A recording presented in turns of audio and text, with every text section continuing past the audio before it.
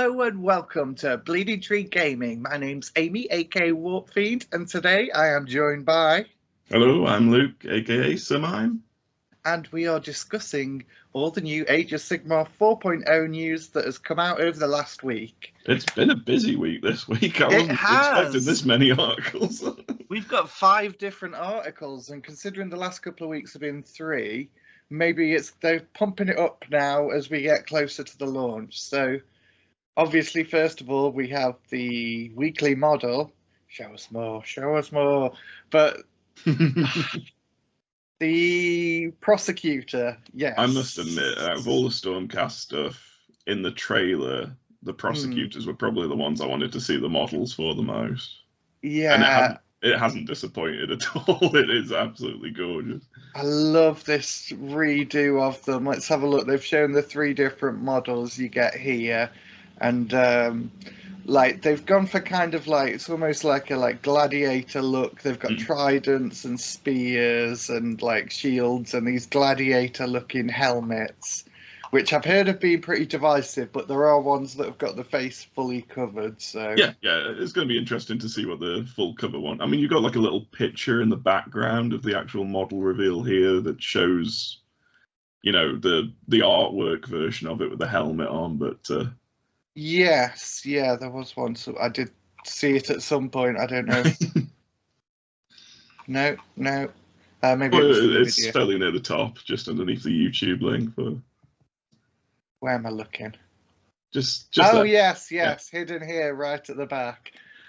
So yeah, that's a full helmet one, and with the very like Stormcasty face. So if you like that more traditional Stormcast look, then go for it. I think I prefer this one personally. Yeah, there's something about having like the open face. It's just nicer. It's nicer, especially with like the glowing blue eyes and everything. Yeah, definitely looks like you'll be able to stand these next to each other on the tabletop in this form as well. So there was some little information about the Ruination Chamber and how they have this once per turn reaction. When you're picked as the target of a non-core ability, you can make a resistance roll of d6, and on a 4 it has no effect. So presumably that's all stuff like kind of magic, special abilities and things like that. I'd say the dragons essentially have this at the moment, but it's nice that like the whole Ruination Chamber is going to have this as a built-in ability. Yeah, it definitely seems like fun. And then they mentioned they've got their 3d6 charge still. Yes, they have the 3d6 charge. Hopefully, under they might actually pack a punch. So yeah, those are looking good. I really like this back design as well. It's very different to the old one. The wings are beautiful with the flame coming off them and everything. That's going to be an interesting painting challenge. Yeah, I can't wait to see what you and other painters do with it. Yep, looking forward to I see a load of conversions that these would be great for as well, especially Space Marines. With this being like a backpack there, you can just literally snip it off and shove it straight on. Oh yeah, all the kind of like sanguinary guard and everything people be wanting stuff like that for. Exactly.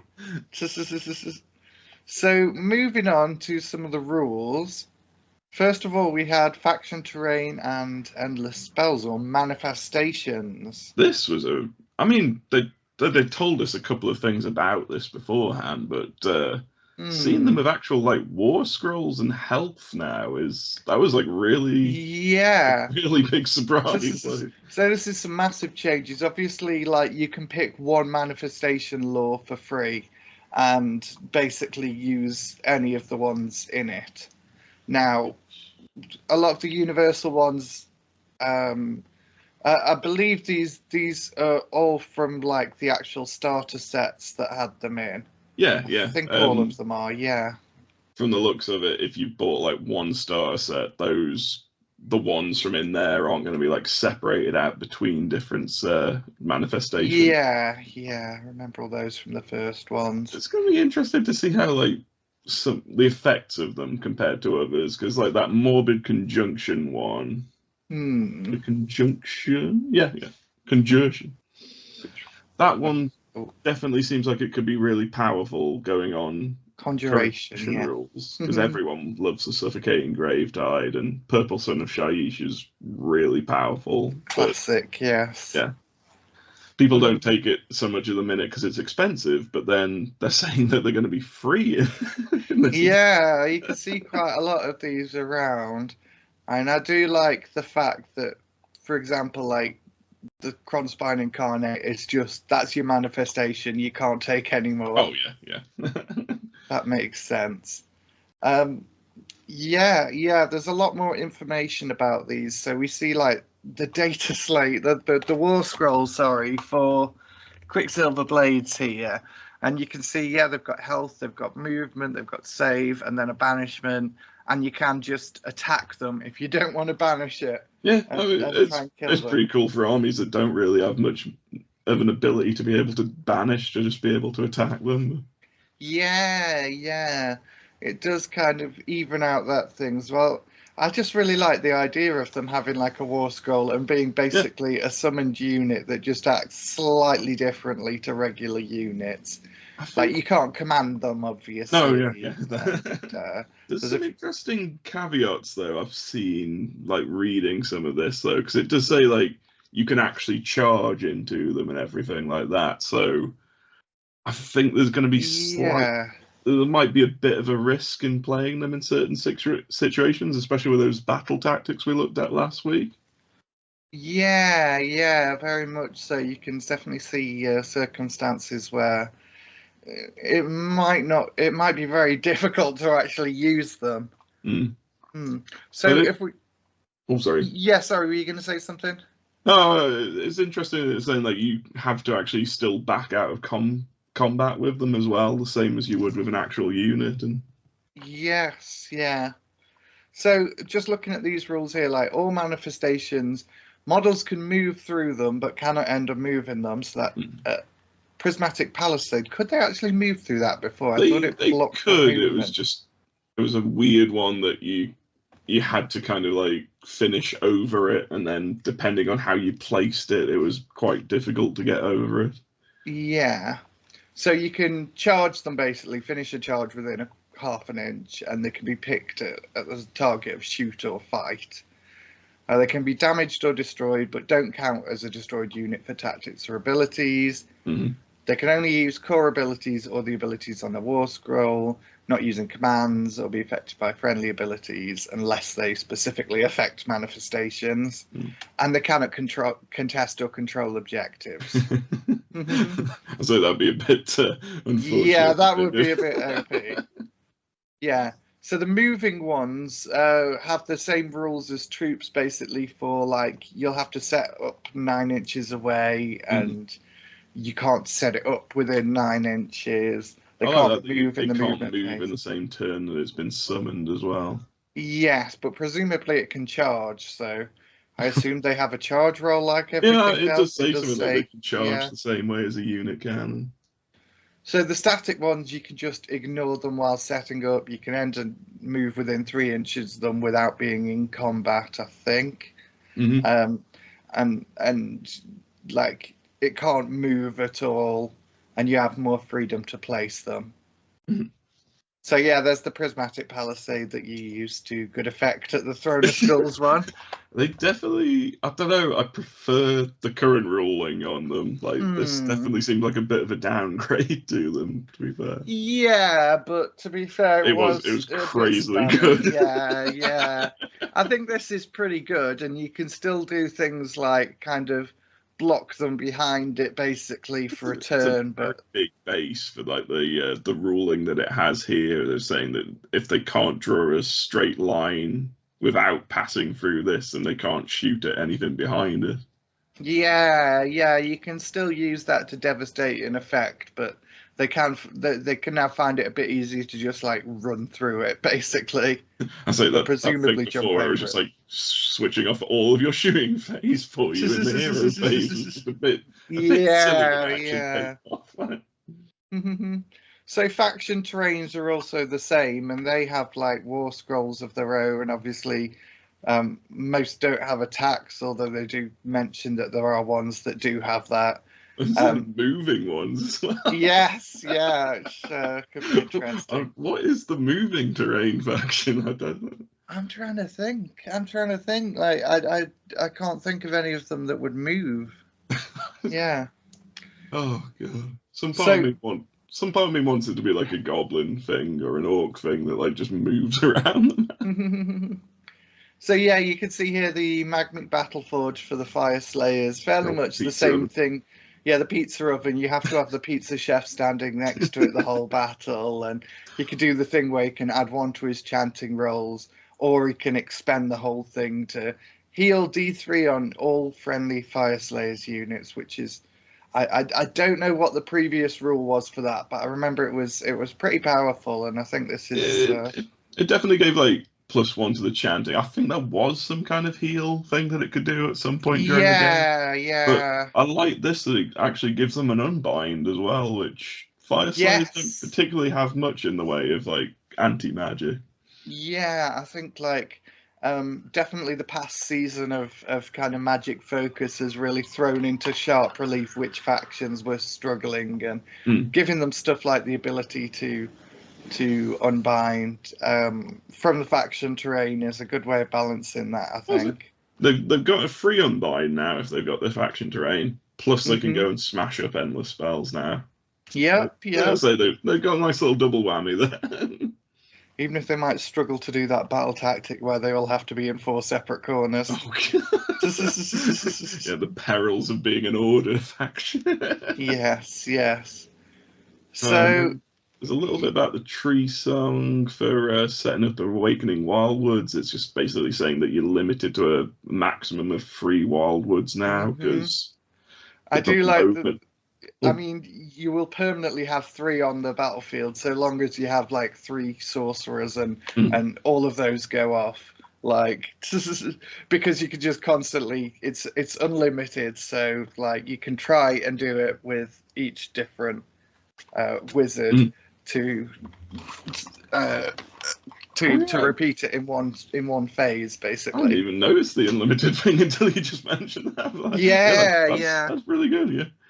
So if your opponent takes out all 3 of your wildwoods in a phase, like theoretically, so long as you've got enough like spellcasters, you can have them back in a turn. Which I've seen a couple of people saying it's like a bit of a downgrade for Sylvaneth that it can only have a maximum of 3, because I think at the moment there isn't really any upper limit to how many trees you can put down if you've got the means. Wildwoods have always been like kind of a difficult one like that. I know they have been a bit spammy in previous editions, so I think limiting it to 3 at a time, but you can replace them. That seems to be, still a powerful ability, but which as well, if it means like 3 separate sections of an Awakened Wildwood, that's kind of nice, because then you've only literally got to buy like the 1 faction terrain box for them now as well. Hopefully it's not like 3 sets of 3. That would be a bit ridiculous. Suddenly you're in the middle of Mirkwood. Oh no. I think that was this one, isn't it? Then. So that's all the like manifestations and faction terrain. Now we have 2 articles on Spearhead. Oh, I was looking forward to giving Spearhead a try, but after like seeing the stuff about Spearhead this week, I'm so excited to give it a go. It's like it sounds so good. So basically, Spearhead is the game with the what were they called? Vanguard boxes. Yes, Vanguard boxes, and then they're all being relabeled Spearhead boxes now. So it's like army in a box. The armies have very specific rules. It's supposed to be easy, quick to play. It's on like a smaller board, like a kind of Warcry kill team size board, I think. A quarter of the full size board they mention, I think, in here. So easily just playable on any kind of like table that you've got around the home. Yeah, and like apparently in the core box you get a battle map that's double-sided with 2 different realms on it with different rules for each. And there's some card decks for like the twists and stuff, which are on the next article. So it sounds really good, like a complete game. Obviously, the War Scrolls are different in the combat patrols. I keep on saying I mean, Spearhead boxes. you are kind of right. It is just Sigmar's version of combat patrol. Yes, But, yes.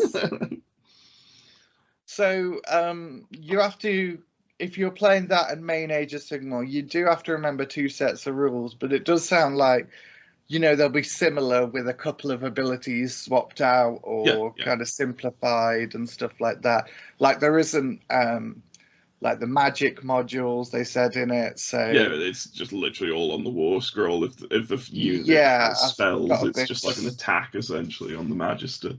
Yeah, so Bolt of Change is a simplified version of Bolt of Zinch, and obviously it doesn't turn them into a Chaos Spawn because there's no Chaos Spawns in the box. So you just get a Zangor back, which is a nice, simple, elegant way of doing it, I think. Yeah. The reinforcements rule's interesting. I'm kind of wondering, like, how many armies are going to have, like, the reinforcements rules, because some boxes are definitely a lot squishier than others. They even mention it here, like some boxes are more full of troops than others, and like stuff like clan rats and that. It makes a lot of sense for them to have reinforcements, but maybe if you're enslaved to darkness, having another unit of Chaos Warriors come on is possibly a bit too OP.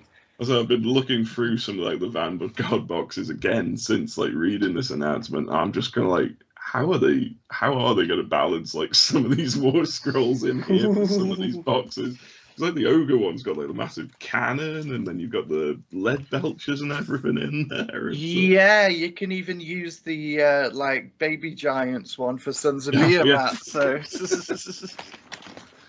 apparently they have balanced it really well. They say in the article, like they've been, they've played a couple of tournaments at HQ and people are really enjoying it, and it's been the most balanced they've ever balanced anything in the history of balancing.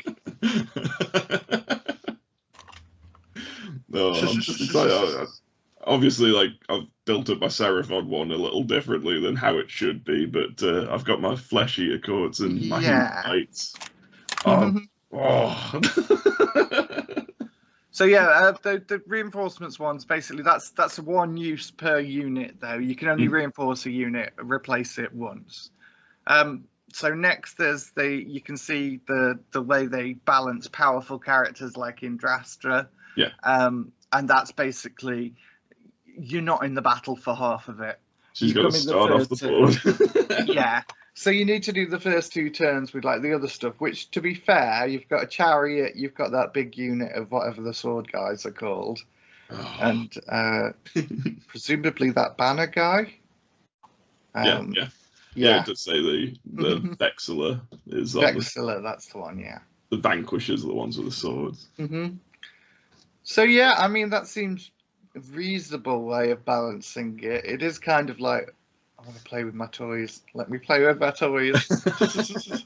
I know, but at the same time, if Yindrast is even halfway decent in this game, like, you should probably take on an entire box by yourself.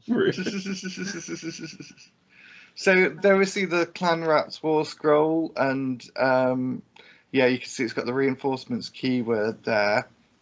Now they seem really good in this. Obviously, this isn't the main War Scroll, but you can assume it's going to be fairly similar to that. So only 1 health and 5. I'm really struggling with like the match play mode. With if there's no bravery, then what's the downside of Clan Rats? Yeah. I mean, you have, instead of like the risk of losing models to bravery, like every turn you return D3 slave models to the unit. So yeah, they seem ridiculously overpowered, to be honest. I mean, obviously, control of 1, but like most things we've seen have either had like a control of 2 at like the highest so far as well. Yeah, and they've got 2 attacks, so even though they're hitting on 4s and wounding on 5s and like single damage, you'll still get a fair few if they're like big number units, as you'd expect.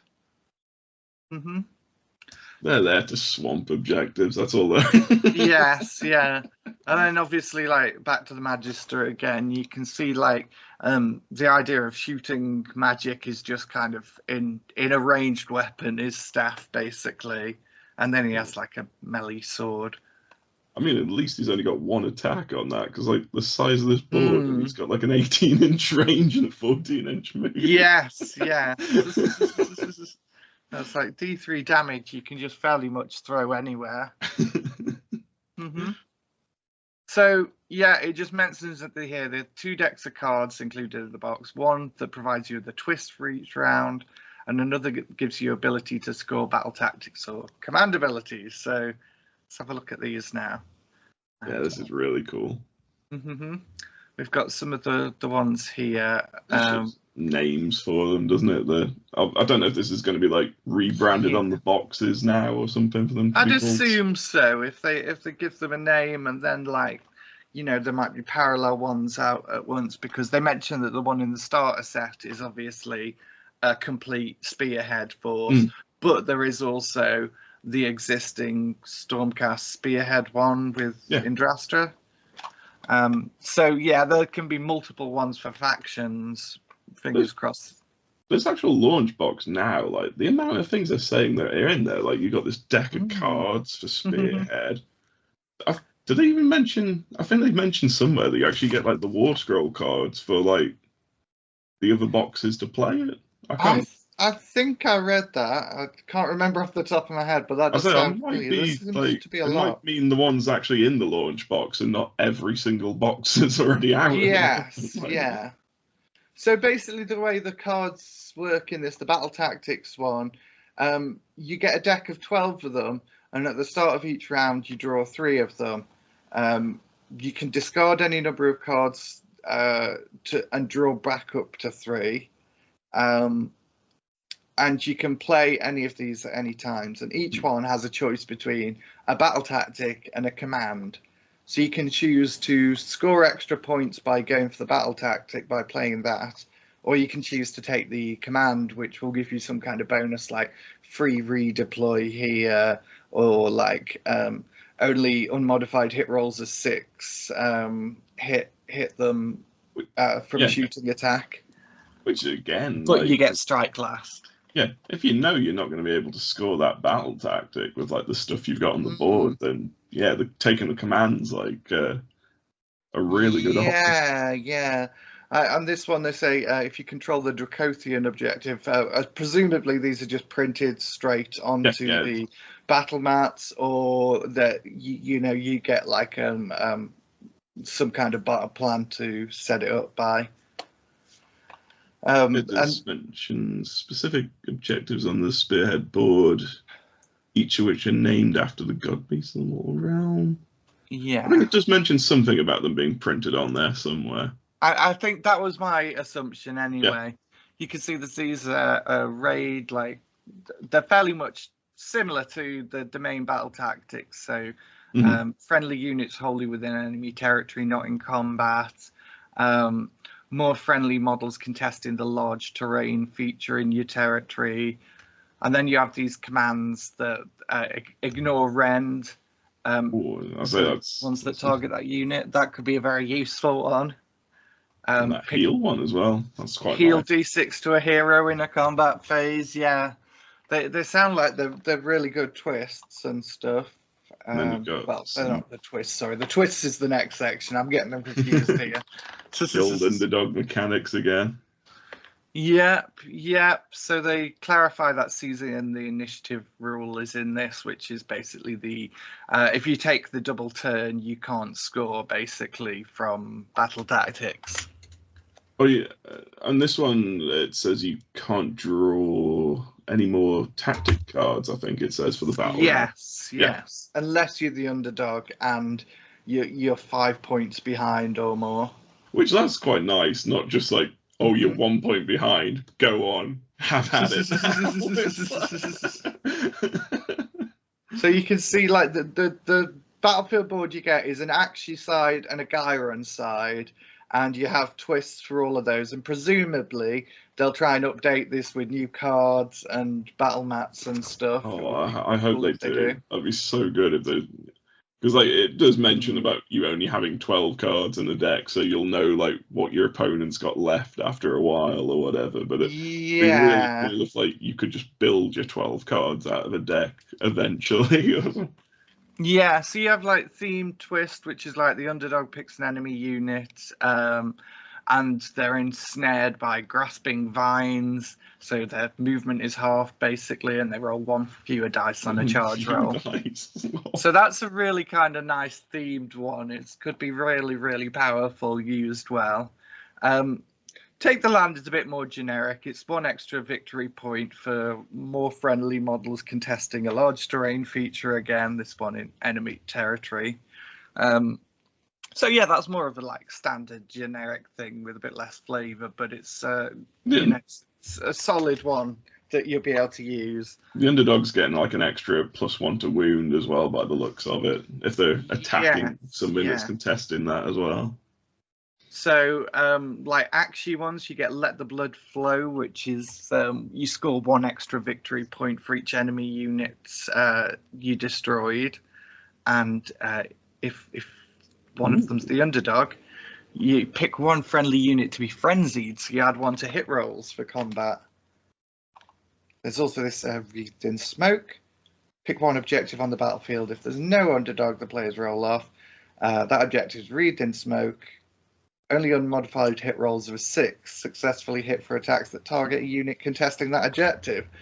So yeah, that's really cool. I mean, yeah, obviously it's a bigger defense against ranged attacks, but it's also a really good defense against someone coming at you in melee. Yeah, I like the way they've got these things on cards, because it's just going to be so much easier to remember if you've just got a card down on the table like this is what's played right now.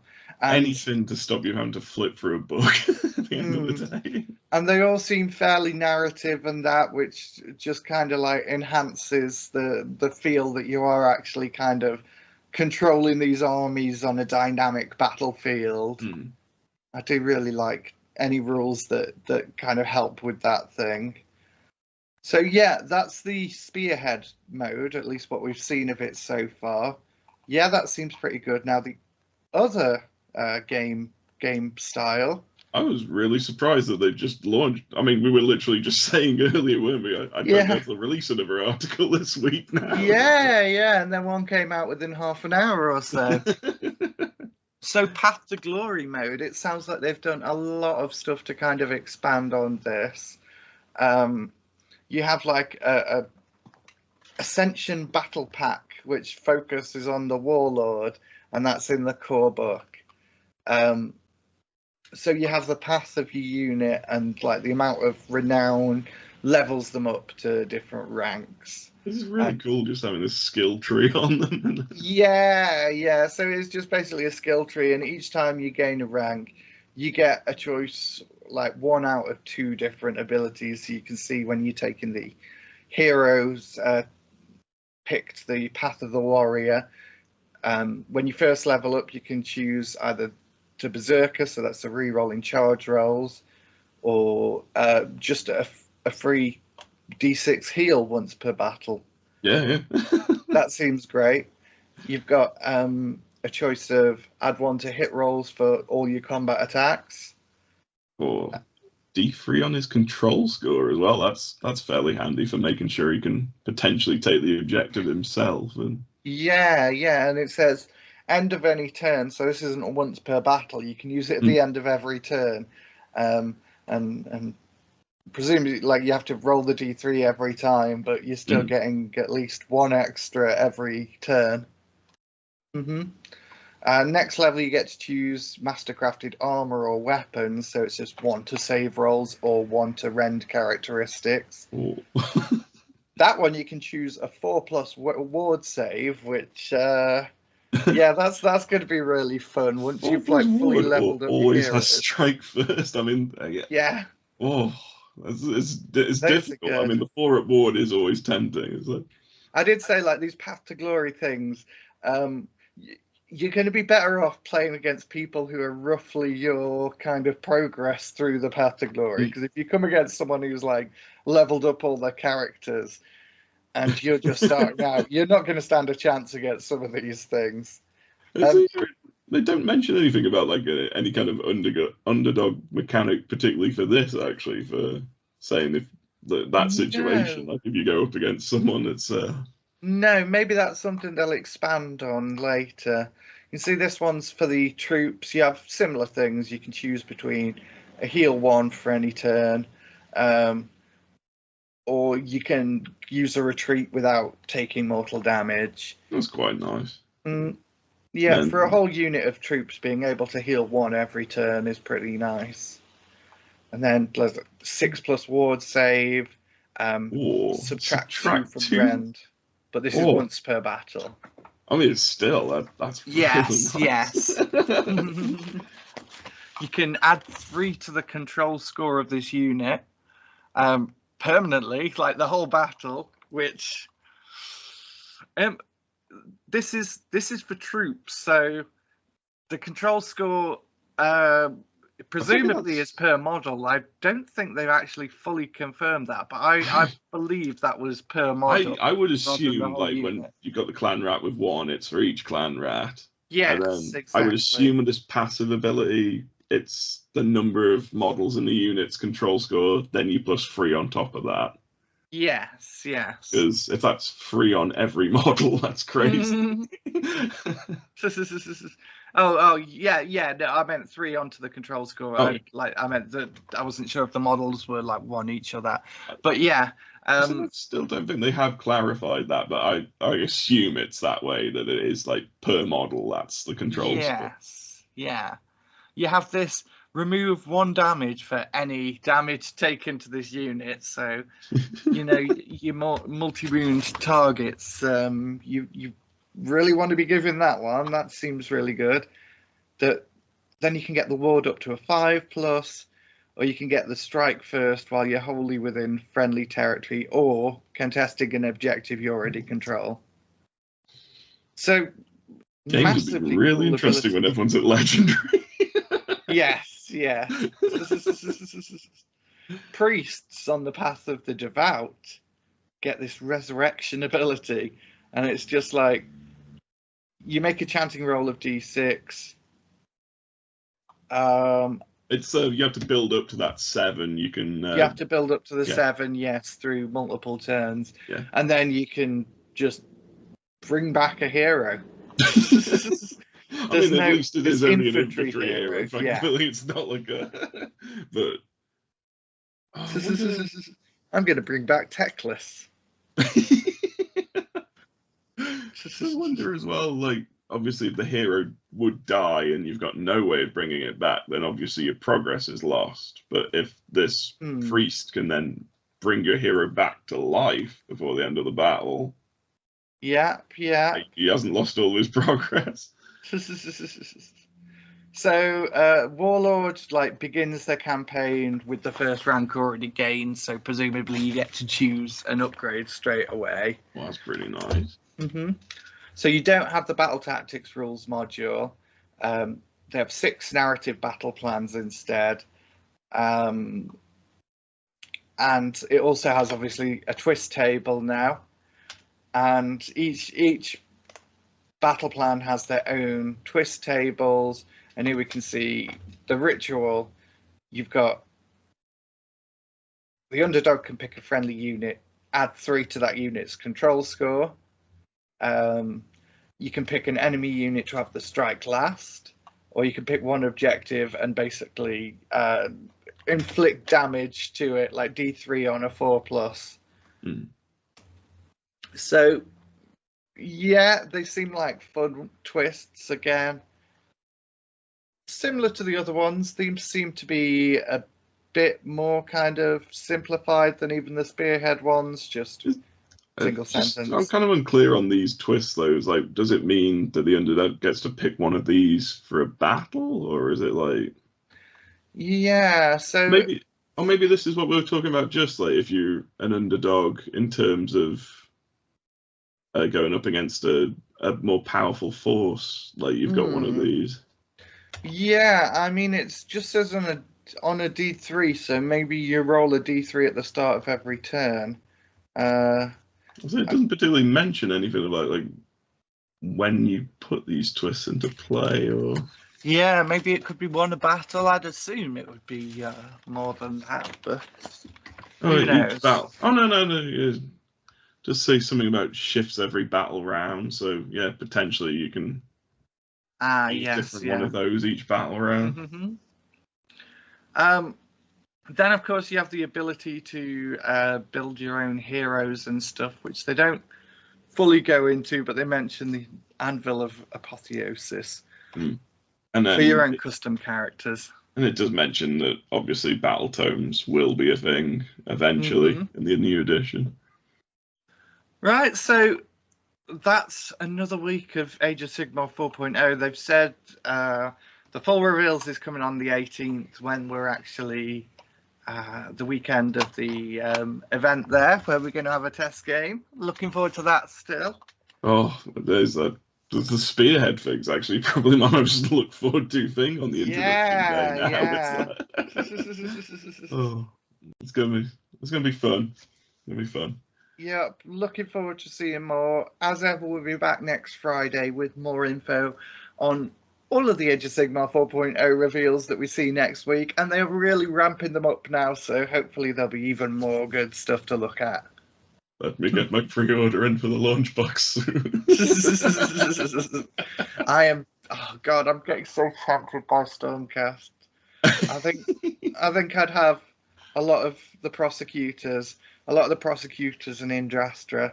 I'm not sure what some of the other stuff that's coming is, but I also like the recusants as well. So I think almost every week I have to stop myself from buying Indrastra.